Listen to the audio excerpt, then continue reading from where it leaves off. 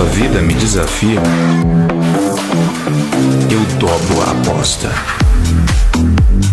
E aí o que acontece? Vamos para o terceiro pecado. Não contar uma história. Ah, se você soubesse o poder das histórias. Não existem contadores de histórias. Algumas pessoas ficam assim, mas eu não tenho história para contar. Mas é óbvio, você não está provocando a sua história.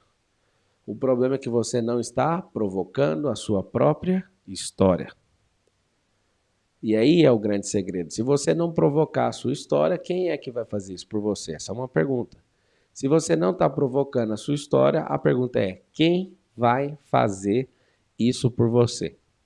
Eu me lembro bem quando eu era executivo no grupo Oi Brasil Telecom e algumas pessoas falavam: você fala demais os seus resultados. Aí eu perguntava: se eu não falar, quem vai falar? Aí eu fui para uma indústria, depois que eu saí da Brasil Telecom, e na indústria me falaram a mesma coisa: você só fala dos seus resultados. Eu aprendi com a galinha e com a pata. O ânus da pata é apertado, bem mais apertado que o ânus, que é a colata da galinha. Só que é o seguinte, a galinha tem um negócio mais frouxo e o ovo menor. A pata é o contrário.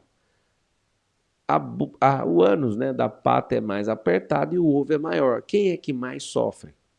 A pessoa que mais sofre é a pata. A pessoa não, né? O ser. Só que aí tem um detalhe. A pata sofre calada, a galinha que nem sofre tanto é a que faz barulho. Nisso você vai lembrar para sempre. O dia que eu instalei esse código, eu pensei, eu tenho que capitalizar. Então a galinha parece ser mais trabalhadora porque faz mais barulho, porque é mais lembrado. Só que não adianta fazer barulho, ele não tem nada. Tem que fazer o barulho botando ovo. Tem gente que quer contar história sem ovo. O que eu te falo é, conte uma bela história, toque o terror, mas não faça diferente do que eu estou te falando. Na verdade, faça sempre diferente para você testar e quebrar a cara. Mas quando você, de fato, se posiciona, quando você põe para derreter, quando você conta uma história, as pessoas vão se conectar melhor a você.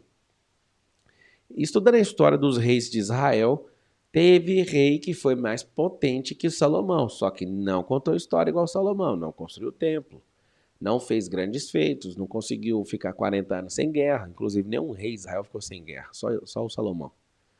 Só que aí, quem que foi o cara que mais soube contar a história? Um cara que escreveu 3 livros, né? Que escreveu Provérbios, Eclesiastes, Cantares. O cara escreveu, se posicionou e deixou registrada a história. O Salomão poderia ser o Salomão de forma impressionante, mas se ele não tivesse contado uma história, ninguém ia ouvir falar dele. E aqui está o segredo, você tem que virar um contador de história. E contar história não é contar uma mentira.